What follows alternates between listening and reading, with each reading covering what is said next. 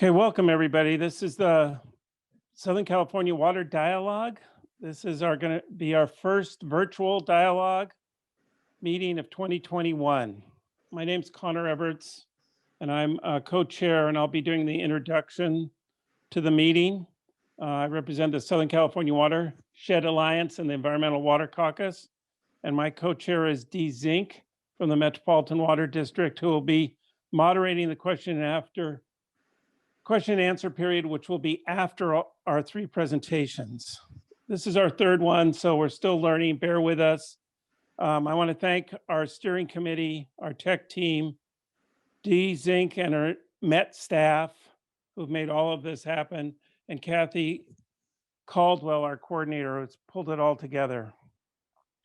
Just a few webinar ground rules. We're not going to go through introductions. We should have a full complement of about 100 people. So you can see in the participant list who's there. You can participate by using multiple devices, obviously, your computer, your cell phone, or your iPad. If you have any technical difficulties, please use the chat feature. Let us know, and Joanne Carrillo will respond. You'll be muted during the webinar, but can interact during the Q&A feature to type in a question and hit send. Questions will be sent anytime during the meeting, but all will be answered again after the presentation. If you're experiencing a poor connection, try moving closer to your router or by turning off the video. The presentation will be running just about an hour, and then we will have our Q&A again. Our topic today is PFAS and forever chemicals, update on agency actions. We introduced this subject back in October of 2019, and today we want to bring you an up-to-date developments. Our speakers are Megan Plumley, the Research Director of the Orange County Water District, Jeff O'Keefe, Regional Engineer, Division of Drinking Water, State Water Resource Control Board, and Craig Miller, General Manager of Western Municipal Water District. Dee will be the moderating. It should end at 1:30. If you have any questions, list them and they'll be answered. If they are the same as other questions, you can upvote with a thumbs up, and we will combine them at that point. All right, with that, I'm going to send this off to Jeff and thank all of our speakers, our team, and all of you for participating today. Thank you. Thank you, Connor. Can everyone hear me okay? Yes. Yes? Okay. Well, I'm starting off the panel presentations. I'm Jeff O'Keefe, State Water Board, Division of Drinking Water. I'll be providing status of the regulations and some general information about PFAS since I'm starting off. So next slide, please. So for those unfamiliar, PFAS are a wide range of chemicals used in a variety of commercial and industrial processes. There's about 6,000 plus individual PFAS compounds, and they're widely used due to unique chemical properties, namely oil and water resistance, temperature resistance, and friction reduction. And you can see a few of the uses here in this slide. It's commonly known to be used in the firefighting foams, AFFF, aqueous film forming foam. That's used at military sites and at airports and fighting very high heat fires. It's used as a carpet stain resistant coating, commonly known as Stain Master. Non-stick coating in cookware, Teflon coatings. And it's also used as a mist suppressant in chrome plating baths. It's used in the semiconductor industry and in food packaging. Because they're widely used and persistent in the environment, they're referred to as the forever chemicals. Next slide. So PFAS is a concern because it's persistent in the environment, it's mobile, and it's widespread. And in terms of toxicity, there are health studies primarily on PFOA and Pfas, two that I will focus on today, where there's most information available. There are cancer, non-cancer, and developmental health effects, and it does accumulate in the food chain. So it is a concern there. Next slide. So I'm not a toxicologist, but just to give you some background as to the human health and ecological health effects, studies have indicated that they can affect growth and learning, lower a chance of pregnancy, interfere with the body's natural hormones, increase cholesterol, affect immune system, and increase the risk of cancer, particularly pancreatic and liver cancers. And in the environment, it is bioaccumulative, so it does affect seabirds and marine mammals in particular, and it is toxic to aquatic organisms. Next slide. So my presentation today is really as part of a team of people within the Cal EPA that are working on PFAS. So we do have other programs, namely Department of Toxic Substance Control, which is working on consumer products like carpets and food packaging. And we do work with the Office of Environmental Health Hazard Assessment, which is really the state's toxicologist that is guiding the Water Board on setting health protective levels in drinking water, and other programs dealing with solid waste and the chrome plating industry, et cetera. So there's several on the team that are involved, and we do coordinate. Next slide. So within the Water Board, there are two programs that are actively involved in addressing PFAS. I represent the Drinking Water Division, and we have authorities under Health and Safety Code, and we also set guidance levels called notification levels and response levels, and we develop enforceable state maximum contaminant levels. We also have the lab accreditation program within the division, and they assist the programs by accrediting laboratories for the analytical methods used to measure PFAS in drinking water and non-drinking water samples. And our Water Board has a different authority under the Water Code, and they're investigating use sites and disposal areas.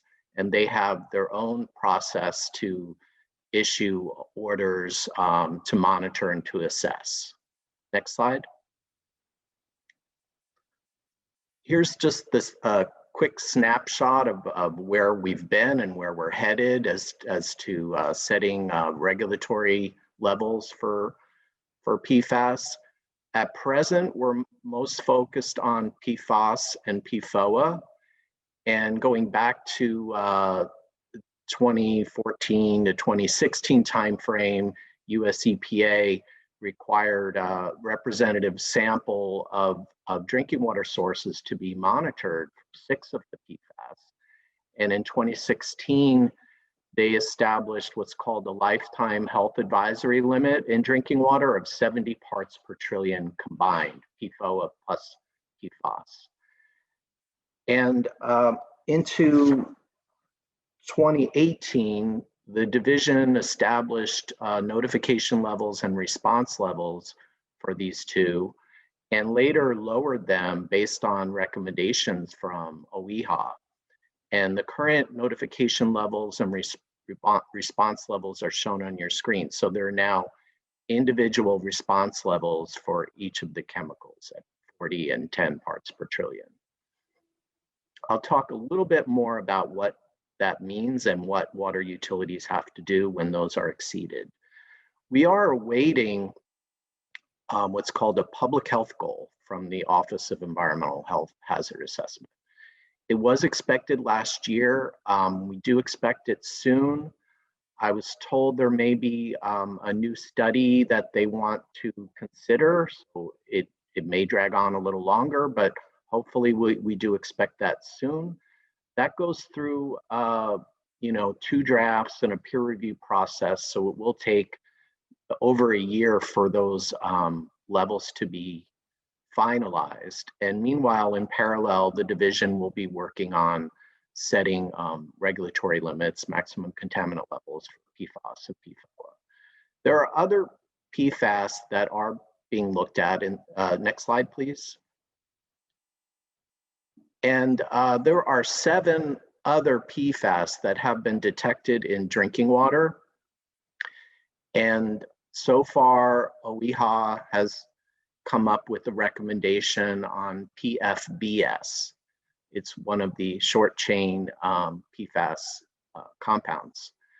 That was just released earlier this month, and our division has initiated a process to develop the NL and RL for that chemical. Last year, there was some legislation that made some changes to the Health and Safety Code that does require the Water Board to follow a more transparent and public process. So we're going through that process with this chemical. And it does need to be presented at a board meeting, and we're looking to schedule that coming in the coming months and have that NL and RL issued by spring. This is the 3rd most frequently detected of the PFAS in the drinking water samples, but this will have little impact on the utilities because we don't expect it to occur at levels above this recommendation from OEHA. So the maximum concentration thus far is 120 parts per trillion, which is going to be far below what may be the upcoming NL. So as I mentioned, there were 7 others we were looking at. I've listed the chemical names there. I don't know in the order of priority, and I don't know whether OEHA is going to have all the toxicity information it needs to make a recommendation, but that was the request that the division made of OEHA, those additional 6 chemicals. Next slide. And just a quick recap on where the Division of Water Quality is on their investigation. They have, before I switch over back to drinking water, they have issued orders to airports, landfills, chrome platers, and wastewater treatment plants. And this slide will show the status. The first 2 actions are near complete at airports and landfills. It is interesting to note that it was PFAS were detected in nearly all samples that were analyzed. We're moving into this year to gather the data on the chrome platers and the POTWs. And then beyond this, the next action is going to be on bulk fuel terminals and refineries. And that order is expected next month. Next slide. So here's a quick recap of where the Division of Drinking Water is on their orders. Back in March of 2019, we did issue an order to around 600 wells. And these were going hand in hand with the Division of Water Quality's orders, looking at drinking water sources near the landfills and airports they were investigating. And we also went back to revisit the areas where EPA UCMR3 showed detections, and we looked within a radius of all those sites. That monitoring was completed. It's 4 quarters, and I do have a summary of the data that was collected during that set of orders. More recently, we issued what's called a general order, and we issued that to 900 wells. And we were focused on the areas that were detected from that first order. And we incorporated some new requirements due to legislation that passed, AB 756, which amended the health and safety code. It now set a statutory requirement on water utilities to either treat, remove a source from service, or provide sort of a tier 2 type of public health notice to customers when the response level is exceeded. And we're basing that on a 4-quarter running average. These orders, we're just starting to gather the data from the first quarter of that order. That will have an ongoing quarterly sampling requirement. And we're now preparing to issue another order to sites adjacent to military facilities, and that's about 400 wells. And our Division of Water Quality Site Cleanup DoD program is dealing directly with the branches of the military on the military base drinking water wells. And as I mentioned, we're going to be looking at all the data collected from Division of Water Quality at these other sites, and then deciding whether we want to take any future action on drinking water wells that are near areas of concern. Next slide. So this map is just a statewide map that shows the green dots show everywhere that we have data for. The red dot shows areas of concern that may exceed either the PFOA or PFAS response levels based on a quarterly running annual average. And you do see, I know we have mainly a Southern California group on this meeting. You do see a higher concentration in Southern California. The burden is, closer to where industry is, and we do have a greater burden of occurrence in Southern California above these response levels. We do estimate about 100 water utilities will have sources above these response levels. Next slide. So this is just a high-level summary of the data collected from the 2019 orders. We have almost 3,000 sample events. 60% of the water systems that monitored did have a detection of one of the PFAS compounds. About 100 may exceed a response level and have to take that action of adding treatment, taking a source offline, or providing that consumer notice. We did detect 9 of the individual PFAS compounds. And interestingly, something that we're looking into is, since the method that the non-drinking water samples were analyzed had a longer list of analytes, 30 plus analytes, as compared to the drinking water method, which had 18 analytes, we are looking at 2 of the short chain PFAS analytes that had a high frequency of detection in the non-drinking water, where we don't have any drinking water data due to the limitations of the analytical method. So we are looking at perhaps a study to look at a new method, EPA 533, that will maybe collect some data to see if that's also occurring in drinking water. Next slide.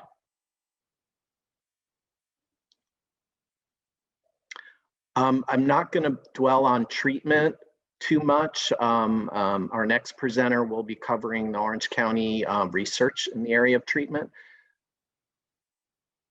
But some texts are coming on the screen. I'll ignore them for now. So we are aware of ion exchange, reverse osmosis, granular activated carbon as being proven technologies that are capable of removing PFAS in drinking water. There's some newer information coming in on novel adsorbents, namely there's a clay-based adsorbent that is performing well. And so we're looking into that one as well. We have several projects proposed by water utilities, and we're beginning to permit some of them.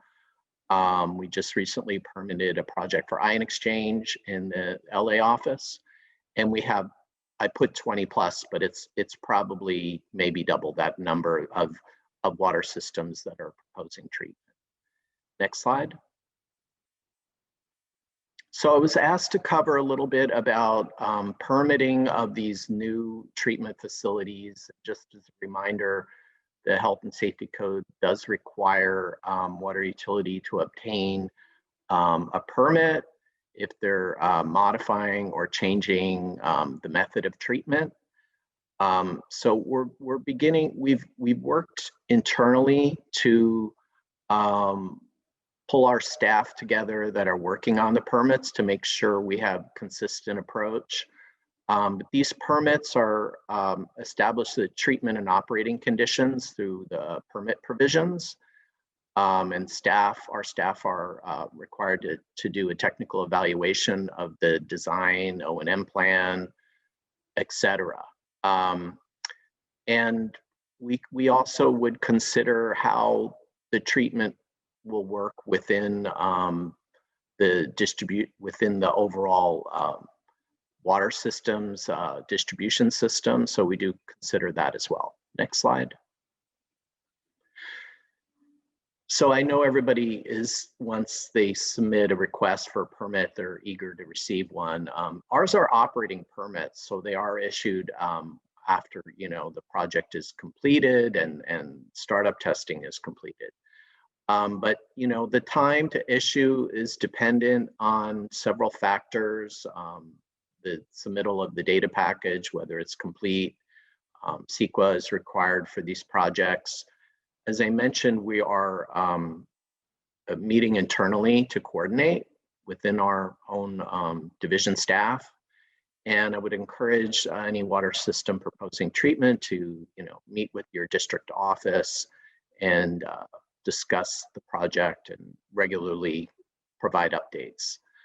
And so far that the projects that we're permitting have either the vendor's modeling or bench scale or pilot test program, which demonstrates the performance and efficiency of the process.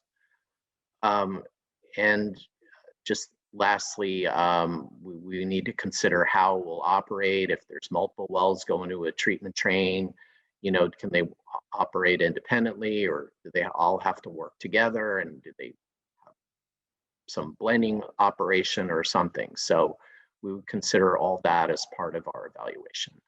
Next slide. This is not my subject area, my program, but I was asked by the organizers to address PFAS and ocean discharges. The Division of Water Quality's orders to the POTWs do require monitoring for NPDES and WDR permittees over 1 million gallon per day inflow.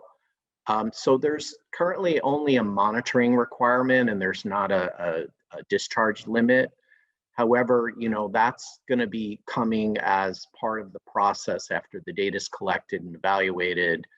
The permits can be amended and requiring new monitoring, and the process of determining effluent discharge begins. So I can't really say much more. It's sort of an unknown. And in the ocean plan, they just went through a triennial review and updated the plan in December 2019. PFAS wasn't considered as part of that review. And the next review is scheduled for 2021, where they may consider addressing PFAS in that update. But I'm sorry, I don't have anything more definitive to share at this point. Next slide. So I just want to lastly show you a public-facing tool that we have available. It's the Geotracker tool. There are PFAS maps that can be generated for both the sites that are under the Division of Water Quality Investigative Order, and we added the drinking water data to this. So you can check and uncheck. If you're interested in only drinking water data, I would suggest you uncheck the top area and just check the water system well checkbox, and you can generate a map of where we have information and develop a table that can be exported. So want to share that link. The link is on the screen, and I also have a link to that in my last slide. I will put it in the chat also. And my last slide is my email contact, our main webpage on PFAS. I have a fact sheet on that legislation, AB 756 that I mentioned, a link to the map, and I will put it in the chat. And lastly, I was asked to address resources that the Water Board can provide to utilities. And I know that the projects we have in the works are mostly self-funded, either through the water system themselves or a local agency. But these projects would be eligible under our financial assistance program, loan and grant program. However, they may be lower ranking because there's no regulatory standard, but I am having discussions with our other division to see if these could be moved up in rank due to the statutory requirements. And that concludes my presentation. I think we're taking questions at the end, and I'll turn it over to Megan Plumley from Orange County Water District. Thanks, Jeff. Hopefully everybody can hear me okay. So my name is Megan Plumley. I'm with the Orange County Water District, and I'm going to give a quick overview of our ongoing treatment study. We're doing this project to address PFAS that's unfortunately found in our groundwater that we manage as the groundwater wholesaler. And this is a drinking water supply for several different cities in the Orange County area. Next slide.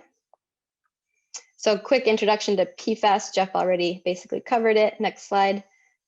So I won't spend too much time on this, but here you see this is a whole family of compounds. We're focused in particular on PFOA and PFOS since these have the response levels and notification levels in California, but like Jeff mentioned, other PFAS compound limits are on their way. Next slide. Lots of different sources that leads to these products entering our water cycle that Jeff mentioned. Next slide. So as far as how this has impacted us in Orange County or at the Orange County Water District, next slide, please. So a quick overview of who we are. So we were formed in the 1930s to manage this large aquifer, this Orange County groundwater basin. So you can see it on the map there in the shaded blue area is the area that we manage with several different cities in it. You can see the names there in white. So our mission is to provide groundwater as a groundwater wholesaler to 19 different cities and water districts who are themselves the water retailers. And this water ultimately is drinking water to 2.5 million people. So this groundwater supply is the supply for, represents about 77% of the water supply, with the remainder being from imported water for the different cities and communities. Next slide. And so this is just an overview noting that, PFAS can unfortunately enter our water supplies through different sources in industry or applications you've heard of like firefighting foams. So it ends up in, so it's used in products and that can lead to human exposure, but also enters our waste management infrastructure. So including, wastewater treatment plants are known to, they weren't designed to remove PFAS. And so you'll see PFAS in wastewater treatment plant effluent discharges to water bodies that may in turn lead to drinking water supplies. Next slide. So we are working as fast as we can to basically restore the groundwater supply to be PFAS free. And so design is underway for many different cities in Orange County to build wellhead treatment systems at the drinking water production wells that the cities own and operate. So I mentioned that we're the groundwater wholesaler. We serve these many different water retailers, but we're working together as a big, partnership to work on the PFAS issue. So we're supporting the design and construction of these facilities for 10 different water retailers. So we're actually funding the capital costs for all of these treatment systems for these different water retailers. And then we're sharing the costs 50% with as far as O&M costs for continuing to operate these facilities over time. And this picture just gives you kind of a visual of what a layout would look like You can see well number of 5 labeled there in blue, nestled in between homes in a neighborhood. And the yellow and white circles show you where ion exchange or granular activated carbon vessels could go. So ion exchange does have a smaller footprint. So that's what the yellow colored vessels would be laid out as. And then you can see the relatively larger area required for the GAC, which I believe is yellow plus white circles on this slide, and some related facilities like backwashing facilities for GAC or pre-filtration facilities for ion exchange. So that's kind of what it looks like. And so our goal is to bring all these systems online as soon as we can within 1 to 3 years, so that this groundwater supply will meet the requirements of California or the response level limits in California. So we are completing a treatment study to try to help with a selection of granular activated carbon or ion exchange or other alternative adsorbents to be filled into these steel vessels that would be at the wellheads. Next slide. So the treatment study we're doing is really to select these technologies. So this is just, I won't spend much time on this, but I liked this graph from a paper that's referenced there on the upper right.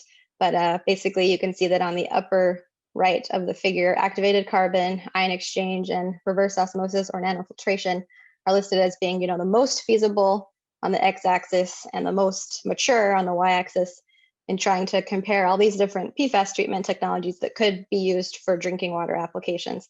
Most everything else is kind of under development or maybe really expensive and that sort of thing.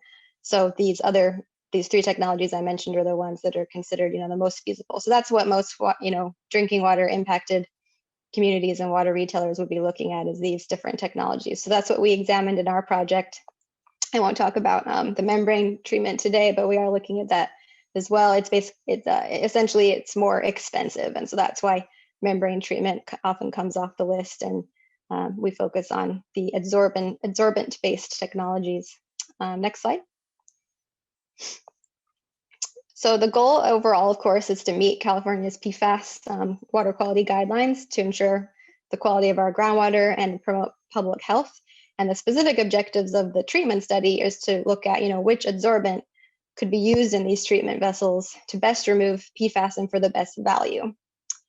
So the 3 categories of adsorbents that we are looking at is granular activated carbon, ion exchange, and also alternative adsorbents, just using that term because these are other adsorbents that work very similarly, but just cannot, are not granular activated carbon, or they're not ion exchange. They're just different types of adsorbents.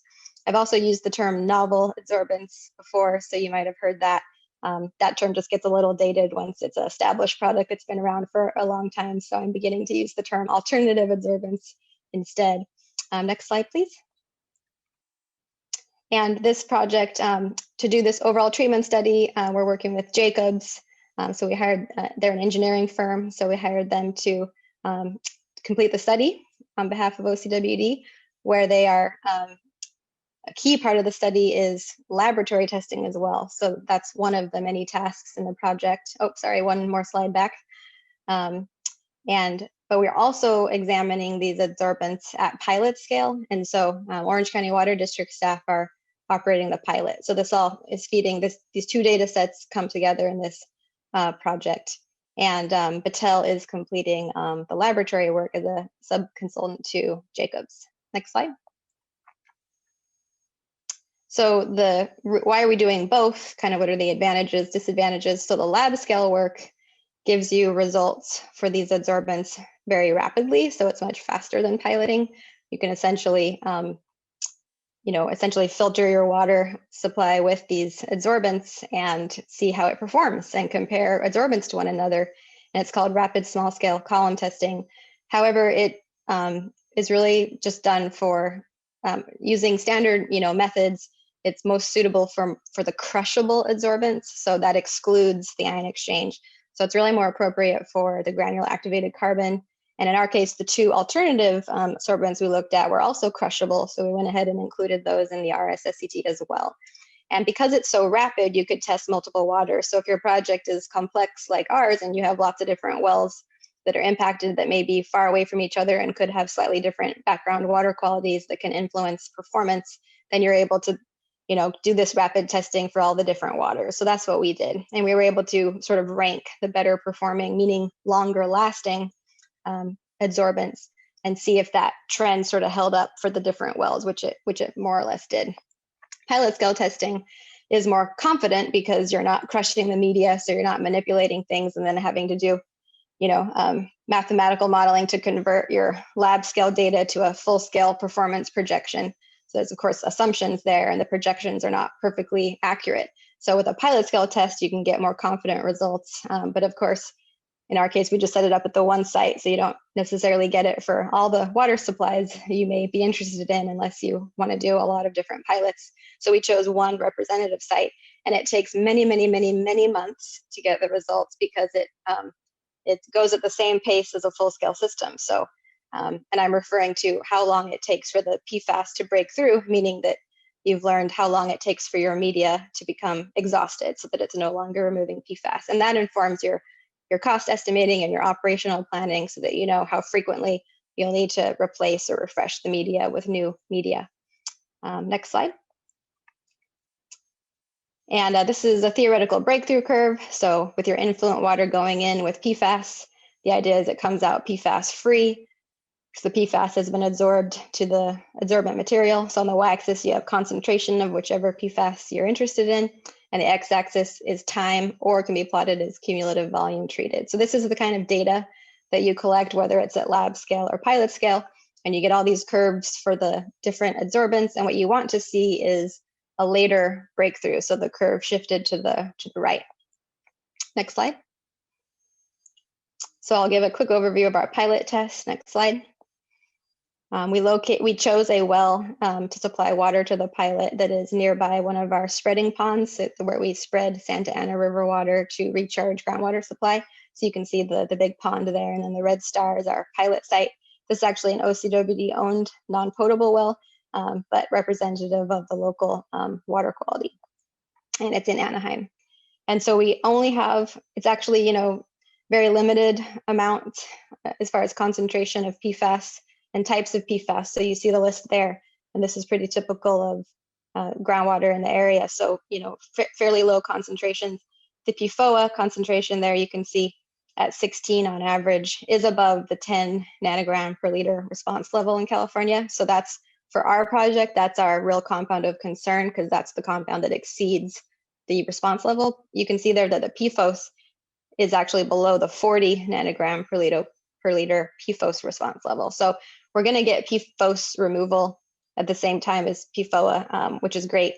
But it's, since PFOA does break through, unfortunately, earlier than PFOS for these different adsorbents for most of them, that's really what's going to be driving how frequently we have to change out the media and to maintain that PFOA removal to be addressing the response level in the various city systems. Next slide. So I forgot to mention that in the pilot, we looked at all three categories. So whereas I clarified that in the lab scale work, we only did the crushable adsorbent, so that's GAC, and the two alternative media. At pilot scale, we were also able to include the ion exchange materials.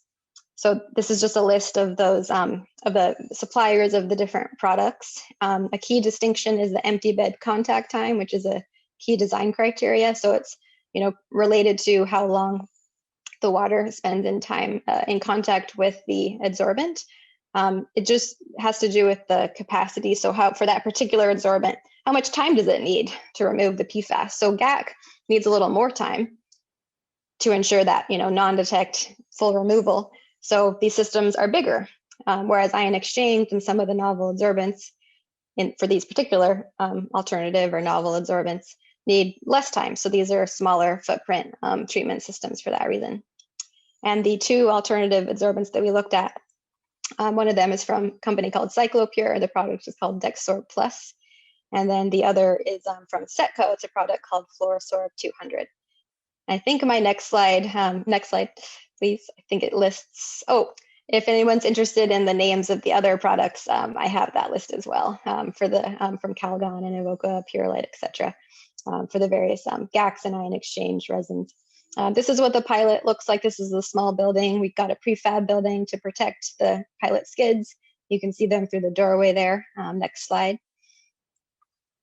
And so these are basically column systems that you fill with the media. And the left side is the granular activated carbon. You can see it's black color. That's how it looks when it arrives. And then the right-hand side is the ion exchange columns. The first 4 going from left to right are ion exchange. And the last 2 on the right-hand side are the novel adsorbents. And when these products are all different colors, from yellow to white to light orange, but they all darken pretty quickly just from being exposed to the, things like iron and manganese in the water. So the color does darken, but that does not really affect the PFAS performance. So that's normal. Next slide. So the lab scale work complements the pilot work. Next slide. So recognizing that would give us the ability to compare results for GAC and the alternative adsorbents for different production wells in case we were to see a difference, but they're all very similar water qualities and not far from one another. So we chose, in the red dots there, you can see the city production wells, drinking water wells that we chose to sample water from to do the RSSCT, or rapid small scale column testing. Next slide. So Battelle, I mentioned, completed this work.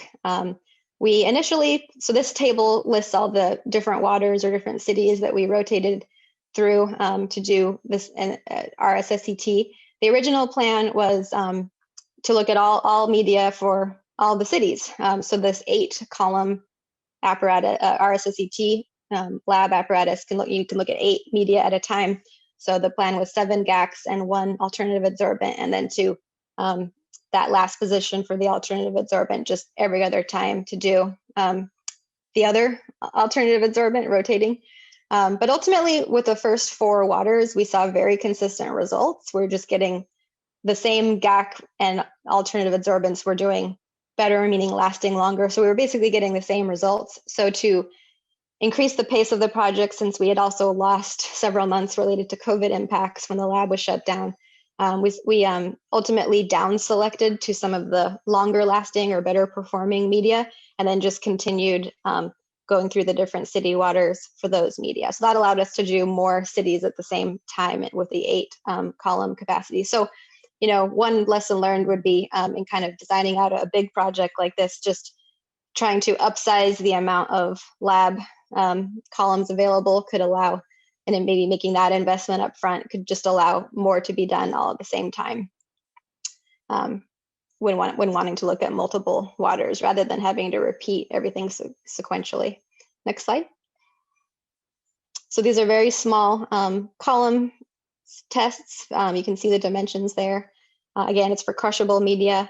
And the idea is to identify the longest lasting media. And then you can take the findings and use that to estimate what the performance life of the media would be at full scale. It is just an estimate. It's not perfect, but it gives you a rough estimate. So I would say I feel it's probably stronger for being used to sort of rank the relative performance, and you can certainly see which product lasts longer on your water, but less accurate for actually converting the breakthrough that you see in a matter of days or weeks in the small columns to how soon would that breakthrough happen on the order of months or even years on the full scale big vessel system. Don't have a lot of data to show here since we're still analyzing that, but it was certainly very informative. We certainly saw select medias consistently performing better for our water. And I should emphasize that results for RSSCT or piloting can be very specific to your site, your water quality. So unfortunately, we can't take results like this and assume that at a different site. So if you're watching this presentation and you're in a different city or outside the state or wherever thinking about your project, you really cannot take the lab results and pilot results from other projects and assume you'll see that, Calgon F600 is the longest lasting GAC. Just because it was seen in one project doesn't mean it'll be the same results for yours. So I do want to emphasize how you really need to do that site-specific testing to get an idea of the relative media performance. We did find something interesting that while we expected the dissolved organic carbon concentration to matter for GAC, knowing that the more DOC you have, the more you'll consume the capacity of your GAC more quickly, and because it competes for the PFAS sorption. So you basically have shorter life of the GAC when you have more DOC. We expected that, and that was true. But we found that the kind of DOC really mattered, because we had some cities that have the exact same DOC concentration, which is very low, but maybe a third or a fourth the GAC media life, because the city might have a DOC that has a lot of humics and fulvics, so kind of a very sticky DOC. So it was interesting to see how important that really was. Next slide. I don't have any cost analysis to show, but the hypothetical graph there shows what we're aiming to do with this information, which is really compare these adsorbents to one another, both by GAC versus ion exchange versus alternative adsorbents, but also within each group. We saw a wide range of performance in the GACs and a wide range of performance in ion exchange and the alternative adsorbents. So with the cost analysis that Jacobs is working on, we can calculate the dollars of treatment cost per unit of water treated, in this case per acre foot, in a way that includes both capital and O&M. So the capital is shown in the theoretical green bars there. Maybe GAC would be a higher capital that would be expected perhaps from its larger footprint, but perhaps a lower O&M with a lower price per pound for the media versus something like ion exchange might be less capital, but more O&M related to cost of the media. And perhaps this, comes out in the wash and the two compare similarly or perhaps not. So this is ultimately what one can do with the media performance evaluations through lab or pilot work, is try to fold this into project cost estimating, as well as, of course, the selection of the technologies based on performance and based on cost. Next slide. I think this, one more slide. So summary of findings. I think you can just click through. I think there might be 3 on this slide. All of these adsorbents remove PFAS. Initially, you see non-detect for the different PFAS compounds in the effluent. So that's, wonderful to see. That's what we expect. So it's really a question of how long they last. So the site-specific testing, as I mentioned, was very useful to compare the relative media performances. We did see certain products emerge as superior, sometimes by quite a lot. That how long the media lasts is going to depend on a number of factors, like your background water quality, but just a few months of longer life in a full-scale vessel can translate in your breakthrough curve data can, in the full-scale vessel, translate into a lot of O&M cost difference. Next slide. For short-chain PFAS, we did see that all 4 of the ion exchange resins that we tested outperformed all 8 GAC products with respect to the perfluorobutane sulfonate short chain compound breakthrough. So in other words, the PFBS breaks through a lot sooner on the GAC relative to the ion exchange. So that is one advantage of ion exchange if you're concerned about short chain compounds. But it depends on the short chain compound. So we can't make generalizations. We saw mixed results for the other short chain compound that's in our water. We are very encouraged by the results for the alternative adsorbents. It does vary by product, but it shows that this can be a very promising option to perhaps have something as low as of a footprint as something like ion exchange, but also maybe a longer media life, translating to pretty significant cost savings. So we are going to embark on like a phase 2 of our project now, just because PFAS, more adsorbents are being developed by different companies. And so now we're hearing about more alternative adsorbents that merit testing. So we're going to launch a phase 2 of our program to pilot more types of adsorbents. So I think that's my last slide. I'll turn it over. Thank you. All right, thank you, Megan. That's really important research that we're all going to benefit from. So I appreciate OCWD's efforts and their leadership on the research side of that. So I'm Craig Miller. I'm the general manager at Western Municipal Water District.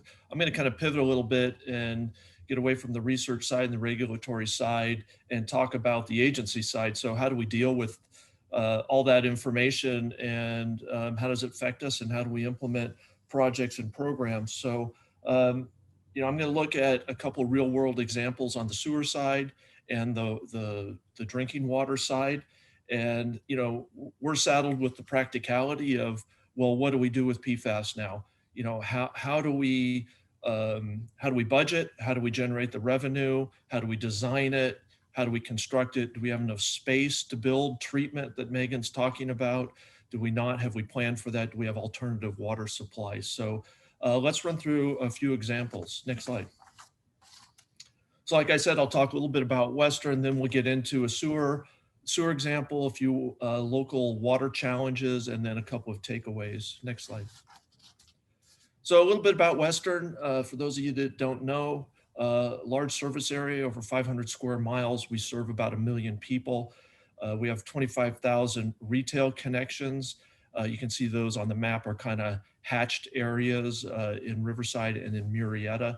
We're the wholesale provider. We're a Met member agency. So if you're buying imported water for this area, you're buying it through Western. So we have 13 agencies and 8 wholesale customers that we provide that imported water service. Next slide. So let's first talk sewer. So you heard about firefighting foam. Right across the street from my office, we have the March Air Reserve Base. And as you can imagine, for years, they've been given a firefighting foam by the Department of Defense, and they've been using that to put out fires and practice and all sorts of things, only to find out later that it contains PFAS. So, you know, they've got a challenge on their hands. Now, what do you do? Well, we're the sewer agency and the water provider for the base. So in this graphic, you can see the runways and the tarmac. Blue lines are water lines, green lines are sewer lines. So you can see the sewer collection system collects the sewer, it goes to the bottom of the graphic. Then you see a triangle, and that's our WRF, our Western Water Recycling Facility. And that's where we collect that wastewater along with other wastewater from the area, not just the base. And then we recycle all that water. So the WRF treatment plant actually doesn't have a live stream discharge. So 100% of the flow is going to recycled water. And we're fortunate enough to have, you can see it there, the National Cemetery, which is connected, and then a golf course. And then you can see lots of new construction going up. So this area is very popular for warehouses. And so kind of booming in that area, they're all being connected for recycled water. But so you see the 2 purple arrows going out to provide that recycled water. You see that yellow area, that's future groundwater recharge. So part of our overall program is that as flows continue to increase at WRF, we're going to take that water and pipe it to a recharge facility and use that for groundwater recharge. So let's go to the next slide. So this is what happens when you ask the engineers for a graphic. Engineers love details, so you can see sewer manholes and lines. But what I want to emphasize here is the challenge that we have in our sewer system. So the orange boxes are sampling points from inside the sewer system. This isn't groundwater. This is in the sewer system. And you can see PFOS levels at 35,000 parts per trillion. So Megan was talking about, you know, 10 and 20, trying to stay under the 40 notification levels or reporting levels. And you can see we're way past that. The yellow boxes are more recent samples. So we've gone back and looked again. And because we were picking this up in our wastewater treatment plant, we didn't know where exactly it was coming from and what point. So, you know, we've gone back and tried to trace it to certain locations at the base. And what we found is that there are some real hot spots at the base. And as we go back and track records, there's been some spills, there's been some fires, and there's also been some testing of or practice with firefighting foam. So we've found that and traced that back through our system. So the challenge with the base is we're dealing with the Department of Defense. They have a federal standard. They're not on the state standards. So we have a challenge because we have to comply with state standards for our use of the water, and they're looking at federal standards. So the challenge is, how do we react with the base? We've had some very proactive, productive meetings with the base. They recognize the issue. We've been working with them for some time. We're partnering on a program with the base. They have their own internal program through the Department of Defense to potentially fund programs to clean this up. So we've proposed a cleanup program where we would actually line the sewer system. And this is infiltration into the sewer system. On the previous slide, I showed that we took over the base in 2002. That included 100-year-old infrastructure. So you can imagine those sewer pipes that are 100 years old are leaking. It's a little bit of a sieve out there. So if you have high groundwater levels of PFAS and PFOA, it's going to get into the sewer system. So that's what we're seeing. So we want to line the sewer system, clean the sewer system, and then put a treatment process on our treatment plant. So that's kind of the sewer story. Let's go to the next slide. So the challenge with the sewer side is it intersects with the water side now. A long time ago, sewer was sewer and water was sewer, but now there's a crossover. And, it's an important part of our water resources plan for our service area that, we start recycling that water and put it back into the groundwater basin. So the plan, the piping, the infrastructure is all there to put that water in the Arlington Basin through our Victoria Recharge Basin. So currently, that project's not stalled because of that. We have other supplies of water that are going in there, but the ultimate goal is to put recycled water in there. So let's go to the next slide. And we're limited because when we talk about a drinking water supply, those PFAS levels are way too high to be putting in the ground. So until we can partner with the base and come up with a treatment program on the sewer side, we can't use that on the drinking water side. So we'll talk about this Connecting the Drops program. This is something that Western has invested a lot of money in the last 5 years. So we acquired a 10-acre parcel, much like what OCWD is doing. We're acquiring parcels and we're making them recharge basins. So this recharge basin this is the construction. It was just finished. It takes stormwater flows and potentially recycled water someday, also non-potable water from San Bernardino Basin. So this is where we want to put the recycled water. Now this basin is located probably 15 miles from the March base. And it's also about 1,000 feet lower in elevation. So we have this huge elevation difference in our service area. All these potable facilities and desalters are low in the basin and our customers are high in the basin. So a lot of these facilities were constructed as an additional reliability source in addition to our groundwater supplies and our MET supplies. We've built this thing to really maximize our desalters and be able to sustainably manage the basin. So this is our replenishment option. Let's go to the next slide.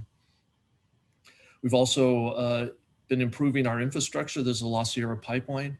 So this is a 5-mile long pipeline that bridges that elevation gap. So it takes water and pumps water 1,000 feet up the hill, and it's the actual physical interconnection between our MET supplies and our groundwater supplies at the Chino desalter and the Arlington desalter. Next slide.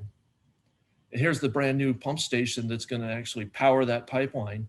Is right next to our Arlington desalter. This is along the 91 freeway in Riverside. For those of you that have been to SAPA before, it's right outside the parking lot of SAPA. Why do I tell you all of this?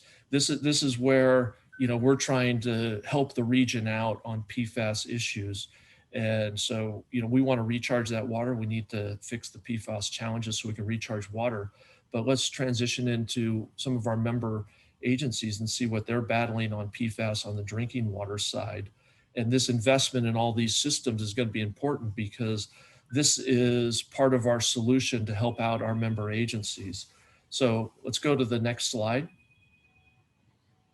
So let's look at 3 of our member agencies, Cities A and City B and Agency C. If you look at one of our cities, they're exclusively a groundwater user. They do have a connection through us to Metropolitan, but 100% of their water is coming from groundwater. They have 41 wells that are impacted by PFAS. Fortunately, they have a treatment system and they're able to treat and blend and meet all the notification and response levels. So right now they're good.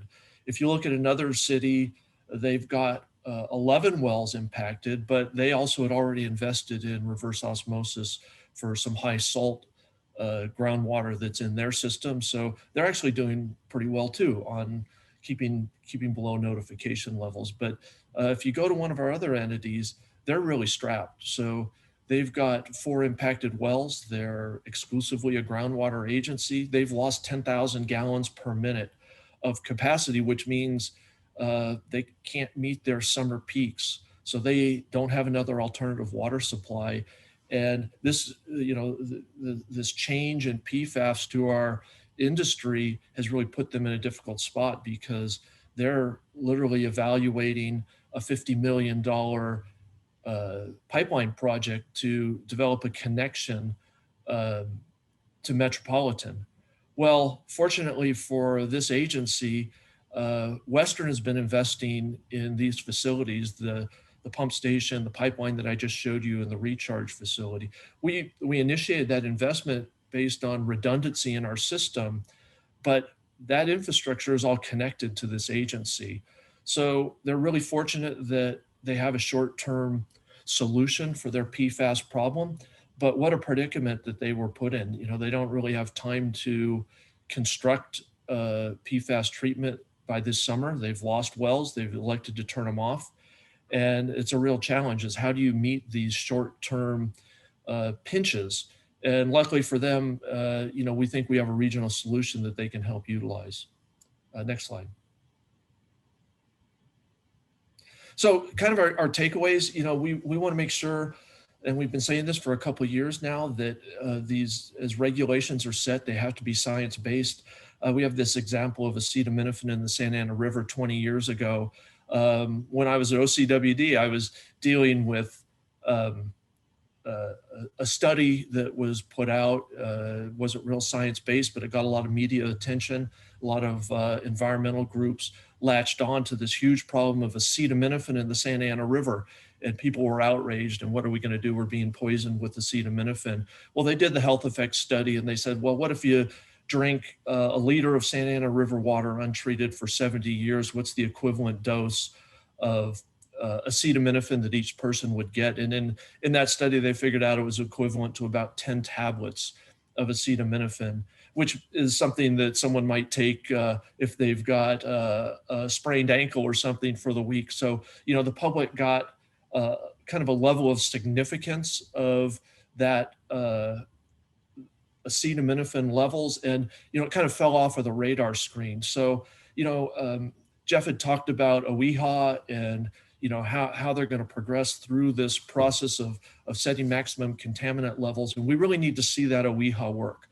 We're not trying to downplay the effects of PFAS, but at what level is it dangerous is really important. We're going to be investing a huge amount of money in treatment and alternative water supplies. So we need to make sure that this is real science-based, and when these regulations get set, it really has to be at the right level. Is parts per trillion a significant contaminant to us, or is it only in parts per million? So I think this is the real challenge scientifically and from a health effects standpoint. And we're anxious to see how that all comes out. But we need to really ensure that the regulatory process is driven through science, and it's not a political process. And we've said this both on the federal level and on the state level. So it's really important. We're anxious to see how we progress through it, but we need to be very practical about it. So, and then the other thing is we need to make sure that the regulations allow time for all of us water agencies to really get our arms around the problem, plan for the problem, finance the fix, and construct the fix so that we can stay in compliance with regulations. Next slide. That's my last slide. So thank you for your time. Appreciate it. And I'll turn it back to Dee for the question and answer period.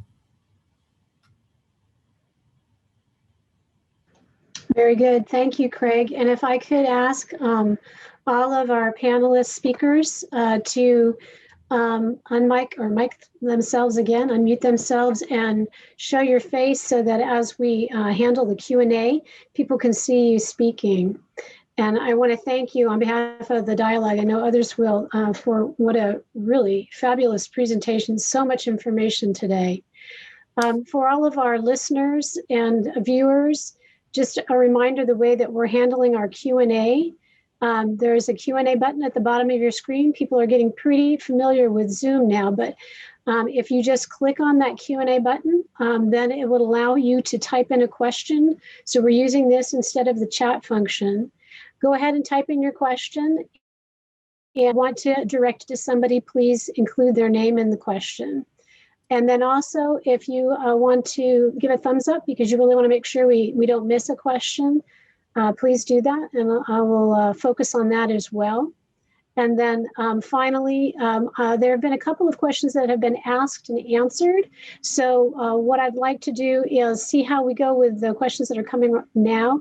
But I might circle back to a few of those questions just to make sure that everybody that is both on their computers and on their phones have the benefit of the responses. So with that, I was going to do this and do the questions in the order that we received them. And can I ask the screen to be changed to allow for the speakers to be viewed at a bigger level? If we could do that, that'd be great. Because we do this feature where we allow for people to plus up, it does change the order of the questions, but I think I remember some of it. So I'm going to start with the question that we received earlier. And let's see, I'm going to see if I can go back to it, and then I'm having trouble, of course. This was a question for, it's gone now. So let me go back a different way. Let me start with Charming Evelyn's question. She has a question in regards to drinking water. What about the newer well permits that are in the vicinity of contaminated wells that bypass CEQA and get approved with a mitigated negative deck? This is happening in the city of Montebello right now. This question, I think, is for you, Jeff, if you could take it, and if others have something to offer, please jump in. Well, I'm not familiar with this particular case, but I will certainly look into it. But any new source or treatment that requires a permit from the Division of Drinking Water requires compliance with CEQA. And sometimes a well may get an exemption if it's a replacement well, for example, but that's still a document that's filed at the state clearinghouse. I would say for any new well, we would be certainly in Montebello, we know that that is an area with high levels of PFOA. We would certainly want to look at the water quality before having the DDW permit issued. There wouldn't necessarily be a prohibition against drilling in that area, but that would certainly be part of our evaluation when we permit the project. Thank you, Jeff. Anybody have anything else to offer? It seems like that would be the best resource for the answer there. Okay, let's go. What was that, Craig? We'll leave it to the expert. Yeah, I was thinking the same. Thank you. Okay, let's go on to Junyang Jiang. And if I mispronounce your name, please forgive me for that. I'm going to try to do my best here. She has a question for Megan Plumley. Megan, do you have any data for the approximate life of the medias that were used in the Orange County Water District pilot study? Yes, we do. We have preliminary data for all of the medias because the project is wrapping up. So I just say preliminary and that we're still kind of working it up and analyzing it. We saw quite a range, so it really varies by the individual media. So I guess for the longer lasting or better performing, one thing to keep in mind is that when you look at the breakthrough curve, for example, we saw for the 4 ion exchange resins we looked at, initial breakthrough where you start seeing PFAS above the PFOA, I should say, above the detection limit might have been just after about 3 months or so. And then it slowly goes up from there. And then one of the better performing ion exchange resins was a few months after that. So maybe I think it was around 5 or 6 months later that you see initial breakthrough. But in a real system, in a full scale system, you actually have a lead vessel and a lag vessel. So it's kind of like one initial breakthrough curve happening in the lead vessel, and then that effluent water becomes the feed water into the lag vessel. So this media life sort of gets amplified. So whereas a pilot is just piloting that first bed, developing that breakthrough curve, and if you see breakthrough on the order of a few months, that's going to be amplified or much longer lasting in the full scale vessel. So there's some caveats there. So we're projecting, much longer life, many months. Let's see, what is the number? I think for one of the better performing or longer lasting ion exchange resins, once we take into account that lead lag and the lead lag model, we expect we might have to change out that ion exchange resin every year and a half or so. So makes quite a difference versus the resins that in our project on the pilot showed that they broke through only a few months earlier. In the lead lag model, that translates to maybe having to change them out every 9 months. So it's a difference between a year and a half to every 9 months. So that's the kind of range you can see. So it really, so a few months difference of breakthrough in a pilot could translate into a pretty significant media life difference at full scale. And Megan, a few people have asked about the materials that were provided today. So I just want to reinforce that all of our dialogue presentations are on our website, which is Southern California, SoCalWaterDialogue.org, and that will be shown again at the end of this meeting. But if there's another resource, Megan, where people can follow and get some of the information you're discussing, I'm assuming that would be Orange County Water District website. Can you clarify? Well, so we do not have a final report out yet, but we're thinking March should be the timeline. So I should have the final data available around that timeframe. If people are interested, they can certainly reach out to me or info@ocwd.com. Very good. Thank you, Megan. Okay, then I'm going to go to a question from Craig Caldwell-Wallader. This is for you, Craig Miller. So 2 Craigs here. Please explain further how legislators are bypassing regulations through their actions. Well, I think, we've been watching regulations for a while now. And when you look nationally and you try and analyze why Michigan sets their PFAS levels at one level, and then New Jersey sets it at another, and New York sets it at another, and California sets it another. They're all different. And what was the data? What was the research that was done to actually set those levels?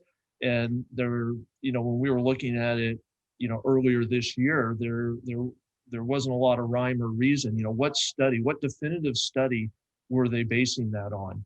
And what study did California base it on to set it at 5 and 6? Is there actually a health effect study, or are we setting it based on, well, it sounds dangerous and we know it's dangerous at certain levels, so let's just be ultra conservative? Do we just set it at the lowest level that we can actually identify with lab equipment, or do we wait for the health effects study? And that's a really difficult question, because when you're dealing with the public, you want to protect the public's health. And if you say, well, we're just going to serve PFAS to people while we, sit back and wait for a health effects study for a few years, that's not a great answer. So it's a dilemma, but I think it is really important that, we don't have legislators passing bills or trying to pass bills to set regulatory levels in a bill. That's just totally bypassing the expertise that, the state has access to do it on science-based. And, like I said in my presentation, there's a huge investment that's coming our way that our ratepayers are going to be paying for. And if it's not based on science, we shouldn't be burdening our ratepayers with that until, we're doing the appropriate thing. So, I don't think it should be in the hands of the legislators. I think it should be in the hands of the technical staff that uses science to base it. Thanks, Craig. Jeff or Megan, did you want to respond to that question as well, or have anything to add? Yeah, I have something to add. The AB 756 really is an example of the legislature bypassing the regulatory process. And it does set sort of a de facto requirement to meet response levels for PFOA and PFAS. And I do agree that this is really not the appropriate process, but it is what it is. And but on the other hand, AB 2560 was another legislation that was requiring the Water Board to act more transparently on how they set an NL and RL. And I think that that's good for utilities. And it requires that we post information on the health studies that we're basing our decisions on. So it's sort of two sides there. Yeah, if I could, just build on that, Jeff. I think there's a big difference in those two things. A legislative action that says be more transparent and use a science-based methodology. That's a lot different than a legislative action that says we're now going to set a PFAS MCL at 1 part per trillion. Huge difference. One's saying go through a process, make it public, make it transparent, and make sure there's an economic analysis involved in that process, as opposed to, let's just in one fell swoop say, this is what it's going to be and we all got to comply with it. Thank you. The next question is from Jill Terioka, and this is also for you, Jeff. It's very specific to the 2 short chain PFAS analytes that will be studied in drinking water. Can you inform us about that? Yeah, the 2 that the Division of Water Quality has found in their site investigative work is PFBA and PFPEA. So those had a high frequency of detection in the non-drinking water, and they're not part of the drinking water method. So we're just in the early stages of trying to figure out how to answer that question of whether it's present in the drinking water sources. That's just a internal study at this point. But we would consider in the future, if we do find it in drinking water, we would consider in the future requiring a different analytical method for drinking water. But presently we're requiring the 537.1 method, but we would consider in the future to move to getting labs accredited to EPA 533 if that makes the most sense. Thank you, Jeff. I'm going to go to one of the answered questions because there's a follow-on question. Pardon me, those of you trying to follow along in the writing. But Charming Evelyn asked a question, Megan, the ROUV process can remove PFAS. Why is it still showing up after tertiary treatment of sewage? So maybe you could talk a little bit about that. And then there's a follow-up question about the type of treatment that Orange County Water District uses.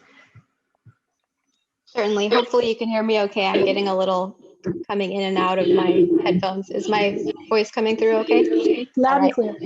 Yeah, so to clarify, in addition to managing this groundwater system, we also operate a large recycled water facility that has reverse osmosis.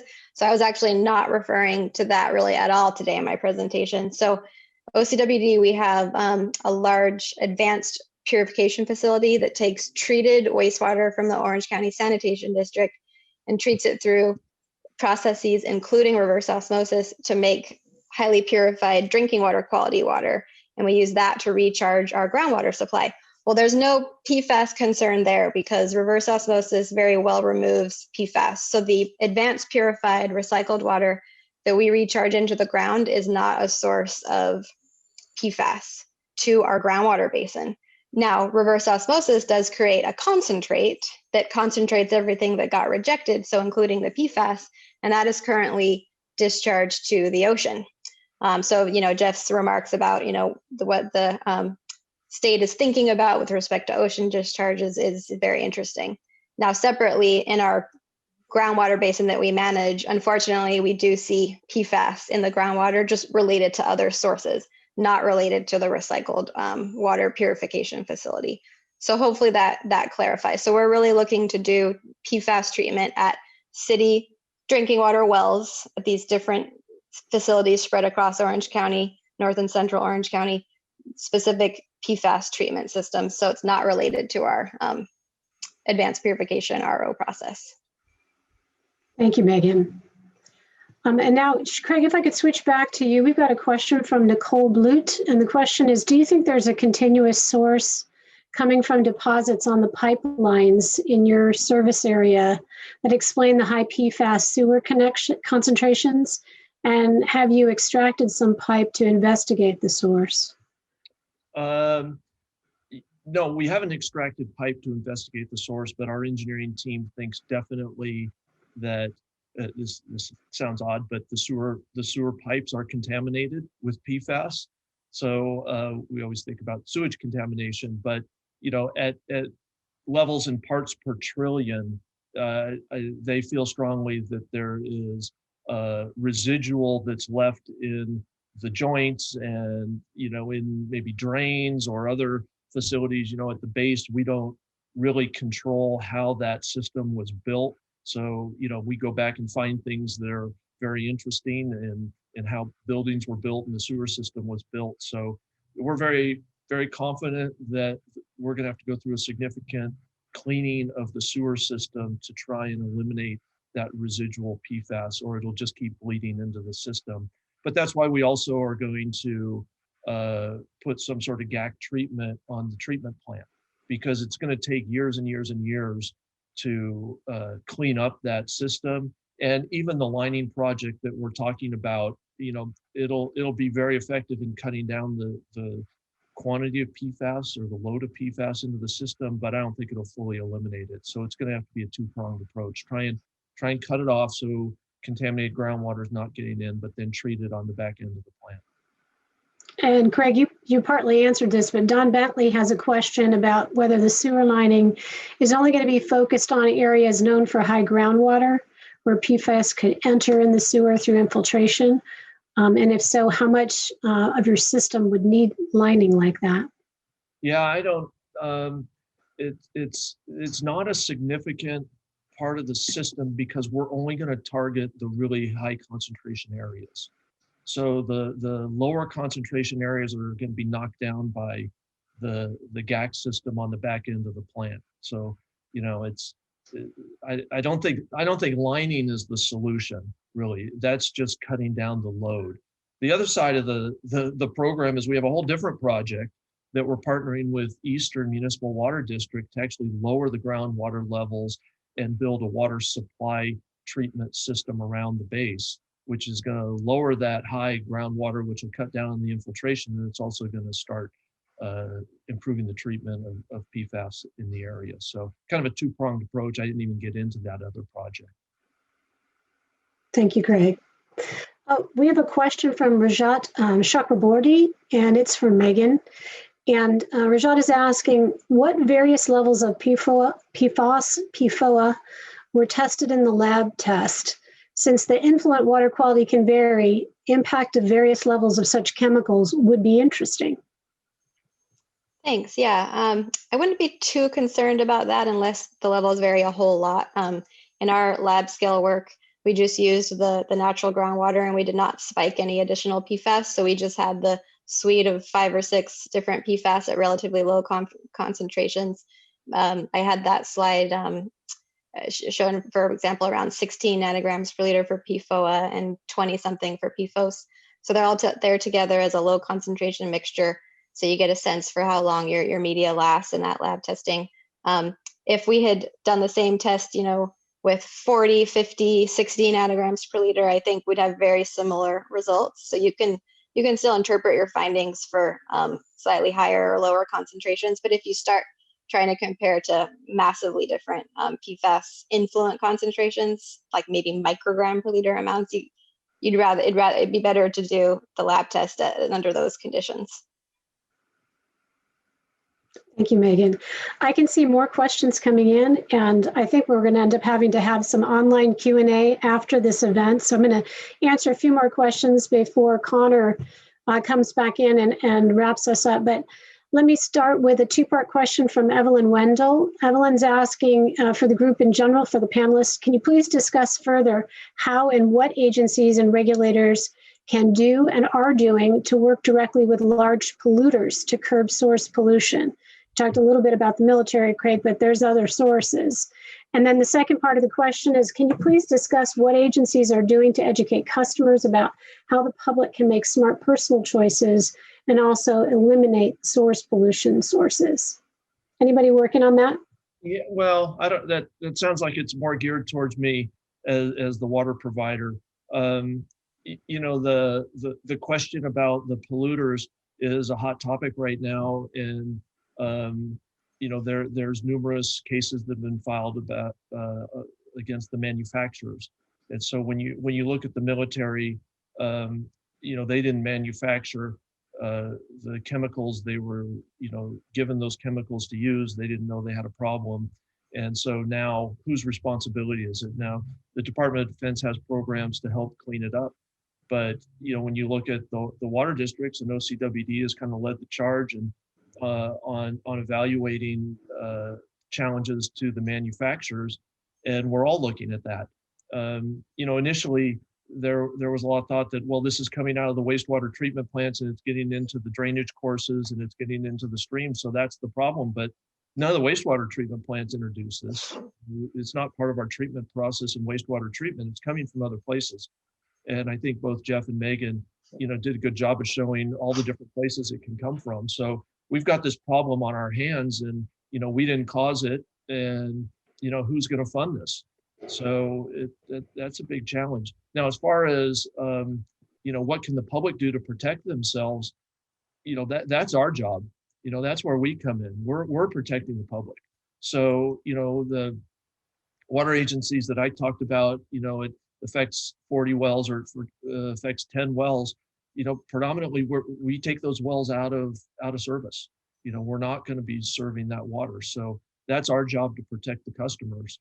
But, you know, if you're hypersensitive and you're very concerned about it, I guess there's always point of use RO systems that people can, you know, utilize in their own homes, or GAC systems.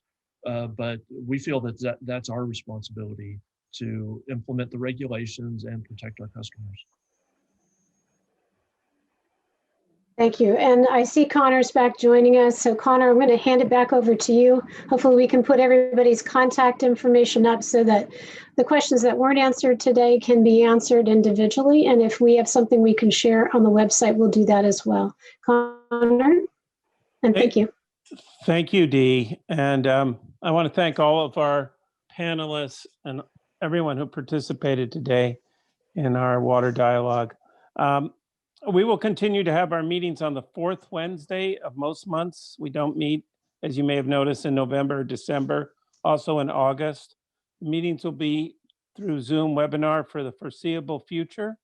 Our next dialogue will be on Wednesday, February 24th. And a copy of the PowerPoint presentation and a live recording of this meeting will be available, as Dee had mentioned, at our website, www.socalwaterdialogue.org. Thank you all very much.